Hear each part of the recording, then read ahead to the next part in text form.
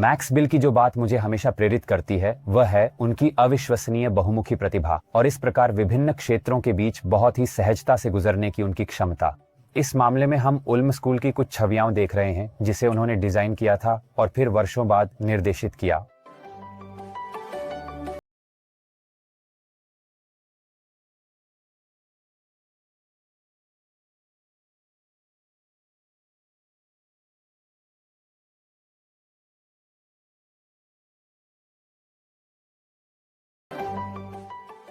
एक और क्षेत्र जिसमें वह विशिष्ट है वह औद्योगिक डिजाइन का है।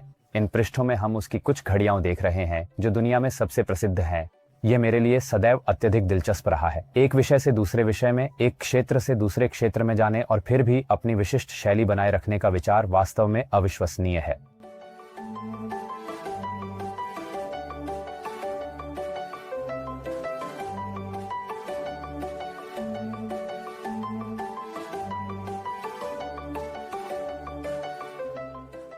जैसा कि आप देख सकते हैं, मैक्स बिल एक सामान्य उपयोग की वस्तु को एक कलात्मक पेंटिंग में परिवर्तित कर सकते हैं। इससे मेरी डिजाइन की अवधारणा बहुविषयक हो गई और प्रयोग के लिए खुली रही, न कि एक बंद डिब्बे के समान।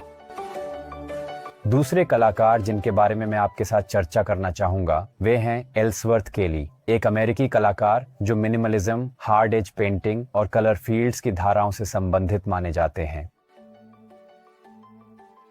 एल्सवर्थ केली अपने रंगीन रूपों के लिए अत्यधिक प्रसिद्ध हैं, जो अत्यंत सरल हो सकते हैं, जैसे इस विशेष मामले में अत्यधिक जैविक और अत्यधिक विस्तृत या फिर अत्यधिक ज्यामितीय।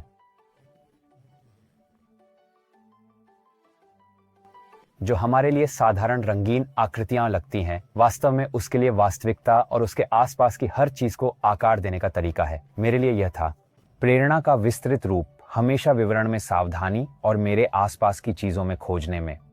उनके कार्य का एक और पहलू जो मुझे अत्यधिक पसंद है वह है उन छोटी छोटी चीजों के भीतर खोज करना जो हम प्रतिदिन देखते हैं, चाहे वे इमारतें हों या प्रकृति। इस मामले में उनके कई चित्र छायाओं या उनके जीवन के उन क्षणों से प्रेरित होते हैं जब एक विशेष प्रकाश किसी वस्तु पर पड़ता है। जो आप यहाँ देख रहे हैं वह एक चित्र है जो इस फोटो में दिखाई देने वाली छायाओं से प्रेरित है।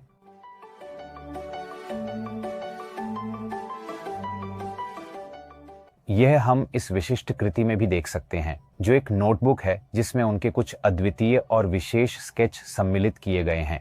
ये स्केच उनकी बस यात्रा के दौरान और उस पुस्तक पर पड़ने वाली छायाओं से प्रेरित हैं जिसे वह पढ़ रहे थे। इसने कई वर्षों तक उसकी समस्त रचनाओं और छायाओं पर आधारित सभी श्वेत श्याम कलाकृतियों को गहराई से प्रभावित किया। एनजो आर्केली मेरे लिए बहुत महत्वपूर्ण है क्योंकि उन्होंने मुझे यह भी सिखाया कि काम का भावनात्मक हिस्सा आवश्यक है। इस चित्रों की श्रृंखला में हम कुछ सरल ज्यामितीय आकृतियां देखते हैं जो एक पैटर्न बनाती हैं। वास्तव में हम में से प्रत्येक व्यक्ति को एक विशिष्ट और अलग अलग भावनात्मकता प्राप्त होती है। ऐसा करने के लिए एल्सा ऑर्केली ने इस चित्रों की श्रृंखला में रंगों का उपयोग किया, उन्हें एक दूसरे के साथ बेतरतीब ढंग से संरेखित किया। यह इसलिए ताकि कलाकार अपने काम पर हावी न हो, बल्कि भावनात्मकता बाहर आकर अपनी महत्वपूर्ण भूमिका निभाए। अब जब मैंने तुम्हें अपनी प्रेरणाओं के बारे में कुछ जानकारी दी है, तो अब वैलेरियो तुम्हें अपनी प्रेरणाओं के बारे में विस्तार से बताएंगे। ठीक है, रिकार्डो के बाद अब मैं भी आपको उन प्रेरणाओं और डिजाइनरों के बारे में बताना चाहता हूं जिन्होंने मुझे इस पेशे में लाया। पहला कलाकार जिसके बारे में मैं आपको बताना चाहता हूं वह है जी मंक, जो एक डिजाइनर, निर्देशक और डिजिटल कलाकार हैं। मेरे लिए वह दृश्य डिजाइन और अनुसंधान में एक महत्वपूर्ण संदर्भ रहे हैं।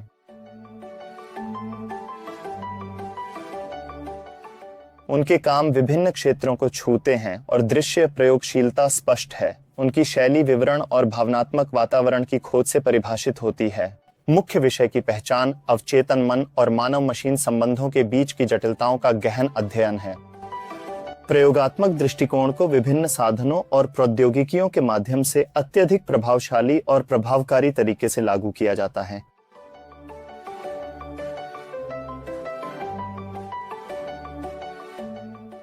एक डिजाइनर जिसने संवर्धित वास्तविकता की संभावनाओं का गहन और व्यापक अन्वेषण किया है। माँ जी, न केवल उसने सिनेमैटिक यूआई के क्षेत्र में उच्च मानक स्थापित किए हैं, बल्कि कलाकारों की कई पीढ़ियों को प्रेरित भी किया है। जो बात मुझे सबसे अधिक प्रेरित करती है वह है उसकी व्यापकता की अद्वितीय क्षमता, विभिन्न क्षेत्रों में फिर भी विभिन्न साधनों और भाषाओं के बावजूद पहचाने जाने योग्य।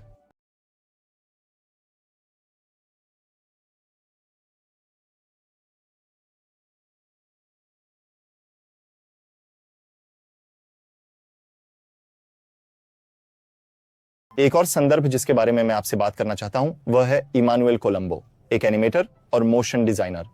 उनके कारण मैंने संदेश पहुंचाने के लिए एनिमेशन की संभावनाओं को समझा।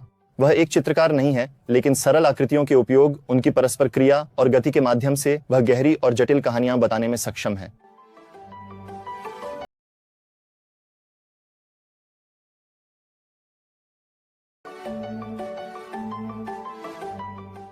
वह विस्तार की खोज करने और गति तथा आकार के बीच के संबंध को गहराई से समझने के लिए एक प्रेरणा स्रोत भी रहे हैं।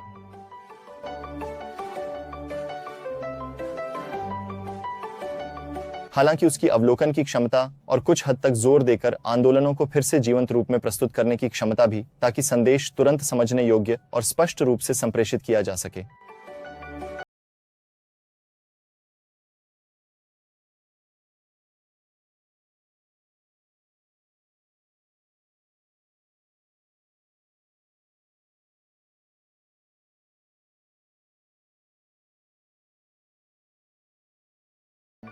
अब जब हमने आपको अपनी कुछ प्रेरणाओं के बारे में बताया है, अगली कक्षा में मैं आपको इन्फोग्राफिक की अवधारणा से परिचित कराऊंगा।